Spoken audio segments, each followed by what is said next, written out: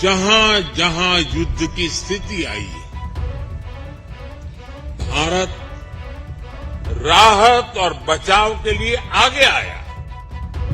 श्रीलंका हो, मालदीव हो, जिन भी देशों में संकट आया, भारत ने आगे बढ़कर बिना स्वार्थ के मदद की। यही तो हमारे संस्कार है। हम कभी भी स्वार्थ के साथ आगे नहीं बढ़े। हम कभी भी विस्तारवाद की भावना से आगे नहीं बढ़े। आज भारत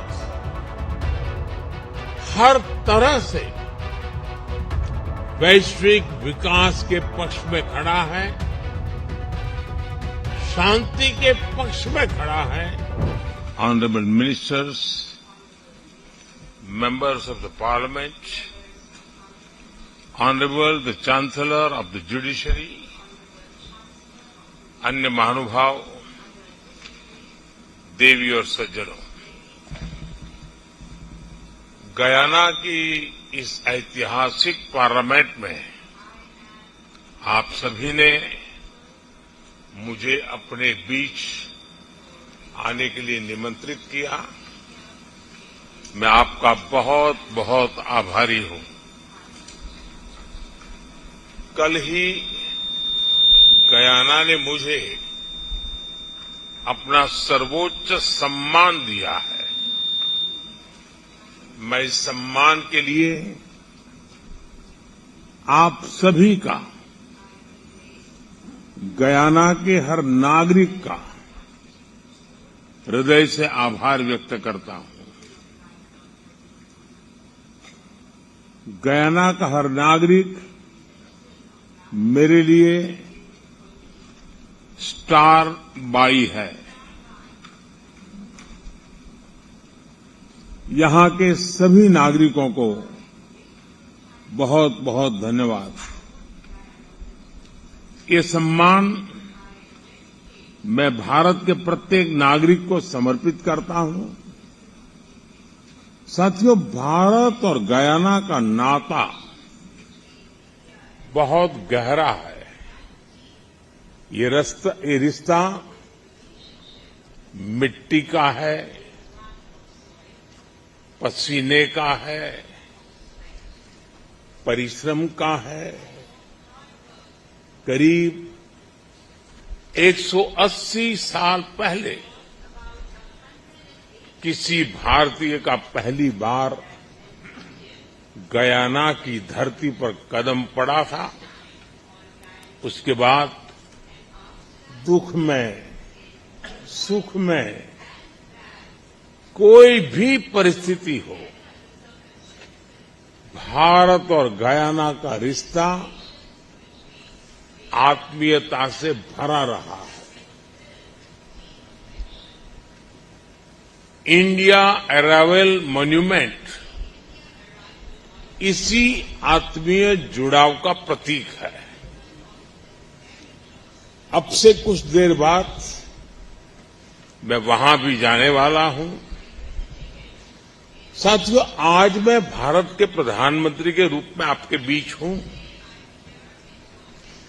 लेकिन 24 साल पहले एक जिज्ञासु के रूप में मुझे इस खूबसूरत देश में आने का अवसर मिला था।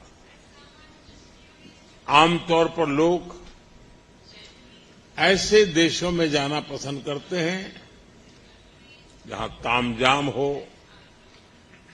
चकाचौंध हो,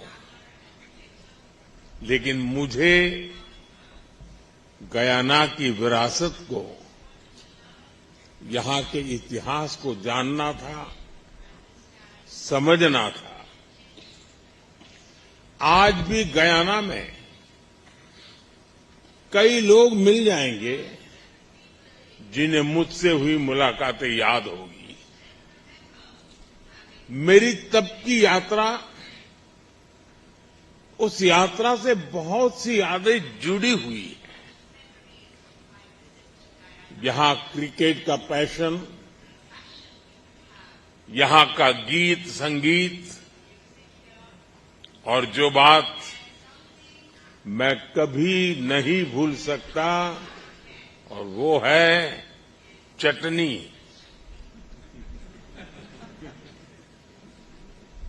चटनी भारत की हो या फिर गयाना की, वाकई कमाल की होती है। साथियों, बहुत कम ऐसा होता है जब आप किसी दूसरे देश में जाएं और वहां का इतिहास आपको अपने देश के इतिहास जैसा लगे। पिछले 200-250 साल में भारत और गयाना ने एक जैसी गुलामी देखी, एक जैसा संघर्ष देखा। दोनों ही देशों में गुलामी से मुक्ति की एक जैसी ही छटपटाहट भी थी। आजादी की लड़ाई में यहां भी और वहां भी कितने ही लोगों ने अपना जीवन समर्पित कर दिया। यहां गांधी जी के करीबी C.F. एंड्रूज हो, ईस्ट इंडियन एसोसिएशन के अध्यक्ष जंग बहादुर सिंह हो, सभी ने गुलामी से मुक्ति की इस लड़ाई मिलकर लड़ी और आजादी पाई। और आज हम दोनों ही देश दुनिया में डेमोक्रेसी को मजबूत कर रहे हैं। इसलिए आज गयाना की संसद में मैं आप सभी का 140 करोड़ भारतवासियों की तरफ से अभिनंदन करता हूं। मैं गयाना संसद के हर प्रतिनिधि को बहुत बहुत बधाई देता हूं। गयाना में डेमोक्रेसी को मजबूत करने के लिए आपका हर प्रयास दुनिया के विकास को मजबूत कर रहा है। साथियों, डेमोक्रेसी को मजबूत बनाने के प्रयासों के बीच हमें आज वैश्विक परिस्थितियों पर भी लगातार नजर रखनी है। जब भारत और गयाना आजाद हुए थे तो दुनिया के सामने अलग तरह की चुनौतियां थी। आज 21वीं सदी की दुनिया के सामने जो चुनौतियां हैं वो पूरी तरह अलग है। दूसरे विश्व युद्ध के बाद बनी व्यवस्थाएं और संस्थाएं ध्वस्त हो रही हैं। कोरोना के बाद जहां एक नए वर्ल्ड ऑर्डर की तरफ बढ़ना था, दुनिया दूसरी ही चीजों में उलझ गई। इन परिस्थितियों में आज विश्व के सामने आगे बढ़ने का सबसे मजबूत मंत्र है democracy first, humanity first. Democracy first की भावना हमें सिखाती है कि सबको साथ लेकर चलो, सबको साथ लेकर सबके विकास में सहभागी बनो। ह्यूमैनिटी फर्स्ट की भावना हमारे निर्णयों की दिशा तय करती है। जब ह्यूमैनिटी फर्स्ट को अपने निर्णयों का आधार बनाते हैं तो नतीजे भी मानवता का हित करने वाले ही होते हैं। साथियों, हमारी डेमोक्रेटिक वैल्यूज इतनी मजबूत है कि विकास के रास्ते पर चलते हुए हर उतार चढ़ाव में हमारा संबल बनती है। एक इंक्लूसिव सोसाइटी के निर्माण में डेमोक्रेसी से बड़ा कोई माध्यम नहीं है। नागरिकों का कोई भी मत पंथ हो, उसका कोई भी बैकग्राउंड हो, डेमोक्रेसी हर नागरिक को उसके अधिकारों की रक्षा की, उसके उज्जवल भविष्य की गारंटी देती है। और हम दोनों देशों ने मिलकर दिखाया है कि डेमोक्रेसी सिर्फ एक कानून नहीं है, सिर्फ एक व्यवस्था नहीं है। हमने दिखाया है कि डेमोक्रेसी हमारे डीएनए में है, हमारे विजन में है, हमारे आचार व्यवहार में है। साथियों, हमारी ह्यूमन सेंट्रिक अप्रोच हमें सिखाती है कि हर देश के नागरिक उतने ही अहम है। इसलिए जब विश्व को एकजुट करने की बात आई, तब भारत ने अपने G20 प्रेसिडेंसी के दौरान one earth, one family, one future का मंत्र दिया। जब कोरोना का संकट आया, पूरी मानवता के सामने चुनौती आई, तब भारत ने वन अर्थ, वन हेल्थ का संदेश दिया। जब क्लाइमेट से जुड़े चैलेंजेस में हर देश के प्रयासों को जोड़ना था, तब भारत ने वन वर्ल्ड, वन सन, वन ग्रिड का विजन रखा। जब दुनिया को प्राकृतिक आपदाओं से बचाने के लिए सामूहिक प्रयास जरूरी हुए, तब भारत ने CDRI यानी coalition for disaster resilient infrastructure का इनिशिएटिव लिया। जब दुनिया में प्रो प्लेनेट पीपल का एक बड़ा नेटवर्क तैयार करना था, तब भारत ने मिशन लाइफ जैसा एक ग्लोबल मूवमेंट शुरू किया। साथियों, डेमोक्रेसी फर्स्ट, ह्यूमैनिटी फर्स्ट की इसी भावना पर चलते हुए आज भारत विश्व बंधु के रूप में विश्व के प्रति अपने कर्तव्य निभा रहा है। दुनिया के किसी भी देश में कोई भी संकट हो, हमारा ईमानदार प्रयास होता है कि हम फर्स्ट रिस्पॉन्डर बनकर वहां पहुंचे। आपने कोरोना का वो दौर देखा है जब हर देश अपने अपने बचाव में ही जुटा था। तब भारत ने दुनिया के 150 से अधिक देशों के साथ दवाएं और वैक्सीन्स शेयर की।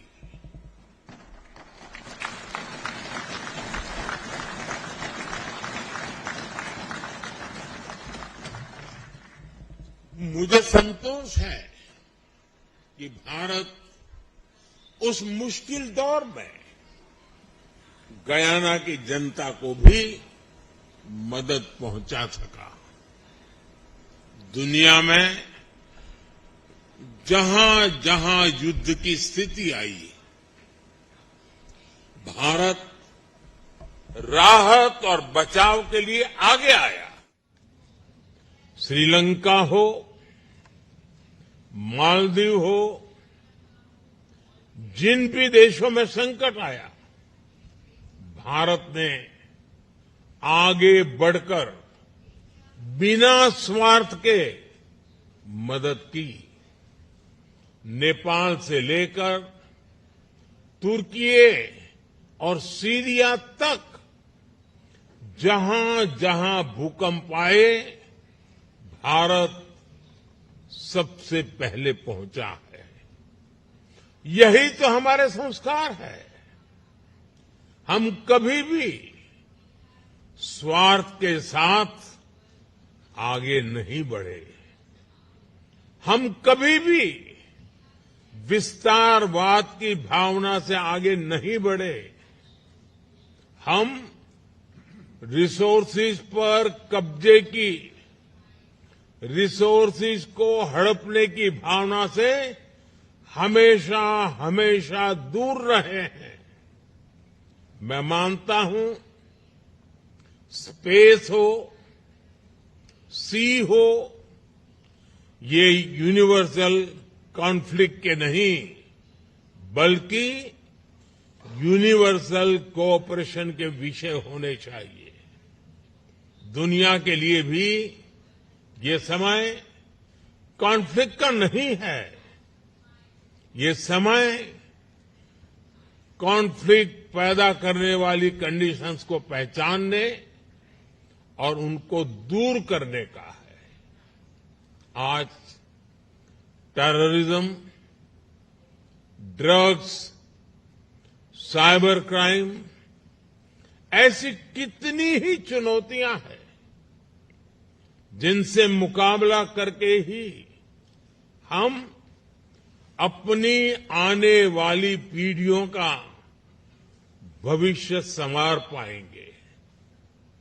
और ये तभी संभव है जब हम डेमोक्रेसी फर्स्ट, ह्यूमैनिटी फर्स्ट को सेंटर स्टेज देंगे। साथियों, भारत ने हमेशा प्रिंसिपल्स के आधार पर, ट्रस्ट और ट्रांसपेरेंसी के आधार पर ही अपनी बात की है। एक भी देश,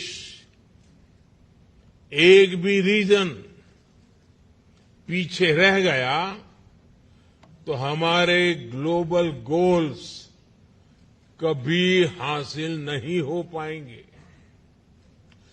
तभी भारत कहता है, एवरी नेशन मैटर्स। मैं फिर दोहराऊंगा, एवरी नेशन मैटर्स। इसलिए भारत आइलैंड नेशंस को स्मॉल आइलैंड नेशन नहीं, बल्कि लार्ज ओशन कंट्रीज मानता है। इसी भाव के तहत हमने इंडियन ओशन से जुड़े आइलैंड देशों के लिए सागर प्लेटफॉर्म बनाया। हमने पैसिफिक ओशन के देशों को जोड़ने के लिए भी विशेष फोरम बनाया है। इसी नेक नियत से भारत ने G20 की प्रेसिडेंसी के दौरान अफ्रीकन यूनियन को G20 में शामिल कराकर अपना कर्तव्य निभाया।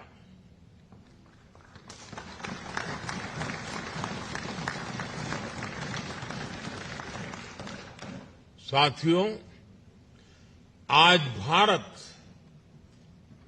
हर तरह से वैश्विक विकास के पक्ष में खड़ा है, शांति के पक्ष में खड़ा है। इसी भावना के साथ आज भारत ग्लोबल साउथ की भी आवाज बना है। भारत का मत है कि ग्लोबल साउथ ने अतीत में बहुत कुछ भुगता है।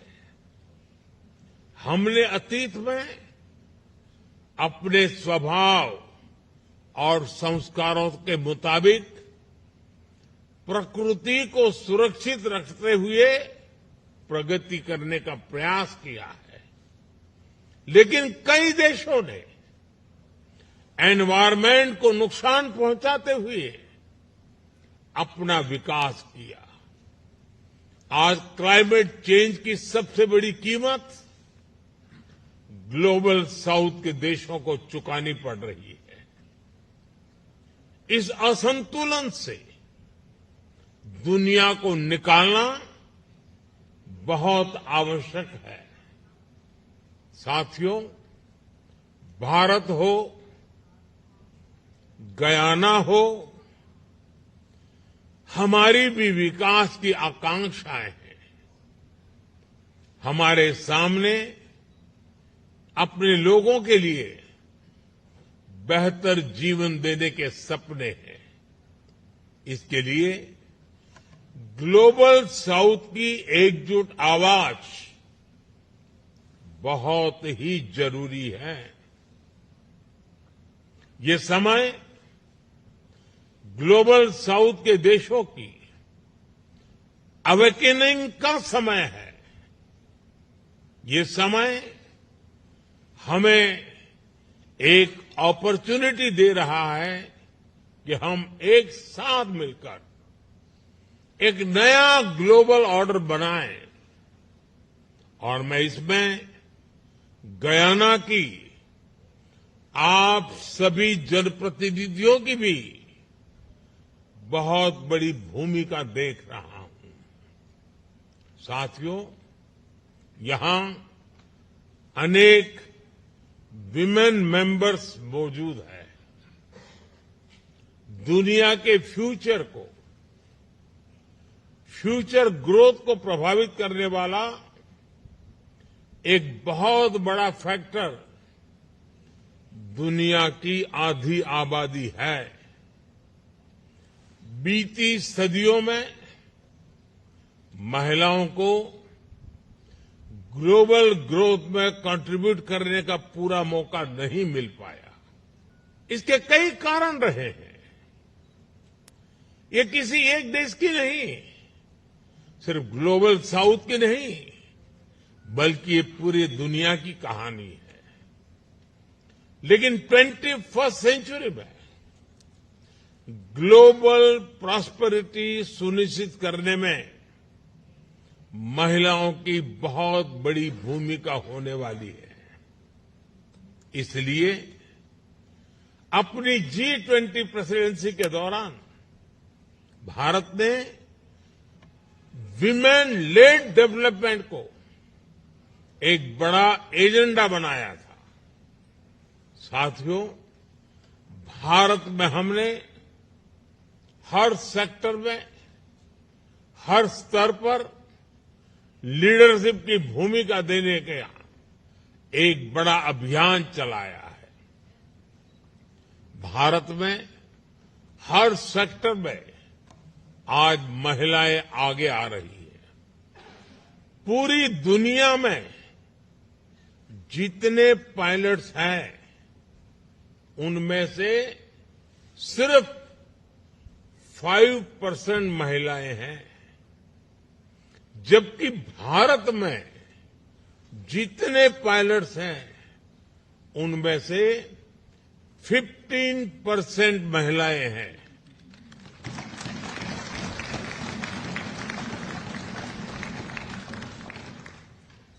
भारत में बड़ी संख्या में फाइटर पायलट्स महिलाएं हैं। दुनिया के विकसित देशों में भी साइंस, टेक्नोलॉजी, इंजीनियरिंग, मैथ्स यानी स्टेम ग्रेजुएट्स में 30-35% ही विमेन है। भारत में ये संख्या 40% से भी ऊपर पहुंच चुकी है।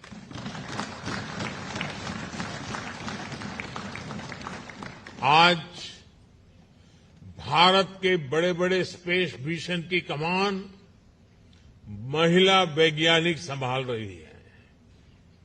आपको ये जानकर भी खुशी होगी कि भारत ने अपनी पार्लियामेंट में महिलाओं को रिजर्वेशन देने का भी कानून पास किया है।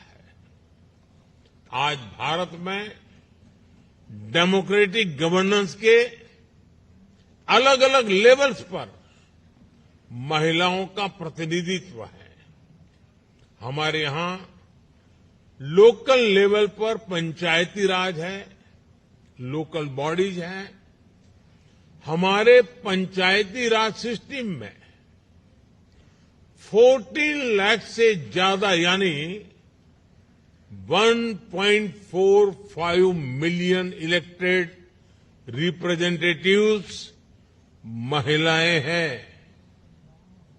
आप कल्पना कर सकते हैं, गयाना की कुल आबादी से भी करीब करीब 2 गुनी आबादी में हमारे यहां महिलाएं लोकल गवर्नमेंट को रिप्रेजेंट कर रही है।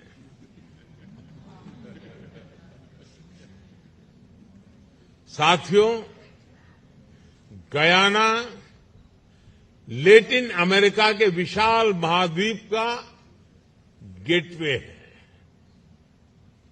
आप भारत और इस विशाल महाद्वीप के बीच अवसरों और संभावनाओं का एक ब्रिज बन सकते हैं। हम एक साथ मिलकर भारत और कैरिकॉम के पार्टनरशिप को और बेहतर बना सकते हैं।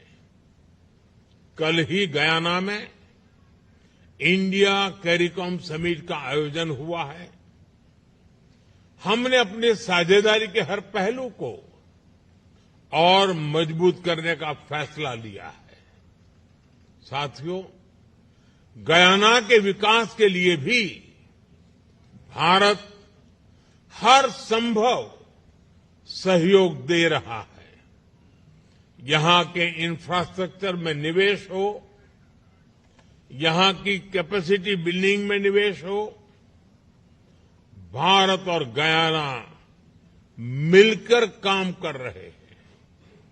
भारत द्वारा दी गई फेरी हो, एयरक्राफ्ट हो, ये आज गयाना के बहुत काम आ रहे हैं।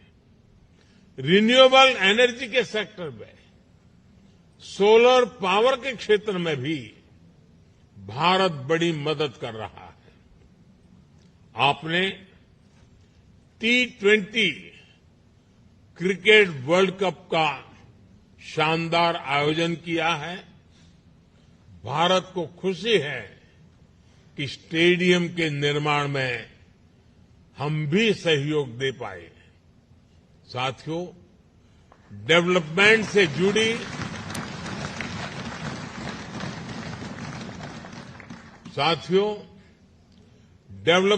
जुड़ी हमारी ये पार्टनरशिप अब नए दौर में प्रवेश कर रही है।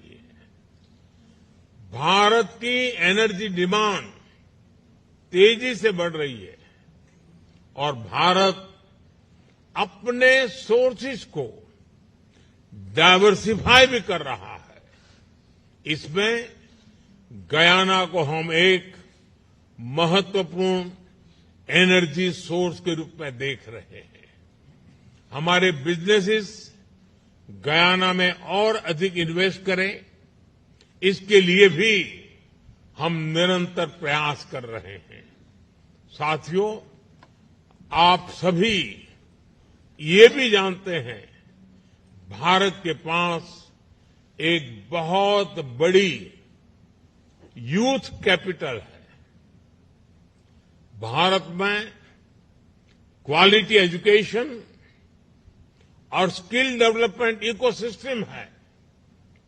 भारत को गयाना के ज्यादा से ज्यादा स्टूडेंट्स को होस्ट करने में खुशी होगी। मैं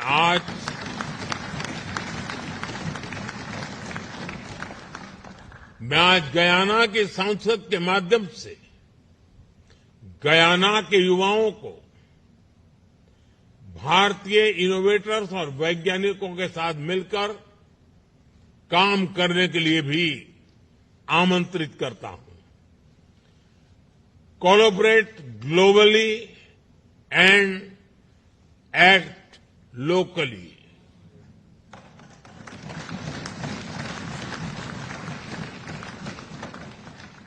हम अपने युवाओं को इसके लिए इंस्पायर कर सकते हैं। हम क्रिएटिव कोलैबोरेशन के जरिए ग्लोबल चैलेंजेस के सॉल्यूशन ढूंढ सकते हैं। साथियों, गयाना के महान सपूत श्री छेदी जगन ने कहा था कि हमें अतीत से सबक लेते हुए अपना वर्तमान सुधारना होगा और भविष्य की मजबूत नींव तैयार करनी होगी। हम दोनों देशों का साझा अतीत, हमारे सबक, हमारा वर्तमान हमें जरूर उज्जवल भविष्य की तरफ ले जाएंगे। इन्हीं शब्दों के साथ आप सबके बीच आने का सौभाग्य मिला। इसके लिए मैं आप सबका आभार व्यक्त करते हुए अपनी बात समाप्त करता हूं। मैं आप सभी को भारत आने के लिए भी निमंत्रित करूंगा। मुझे गयाना के ज्यादा से ज्यादा जनप्रतिनिधियों का भारत में स्वागत करते हुए खुशी होगी। मैं एक बार फिर गयाना की संसद का, आप सभी जनप्रतिनिधियों का बहुत बहुत आभार व्यक्त करता हूं। बहुत बहुत धन्यवाद।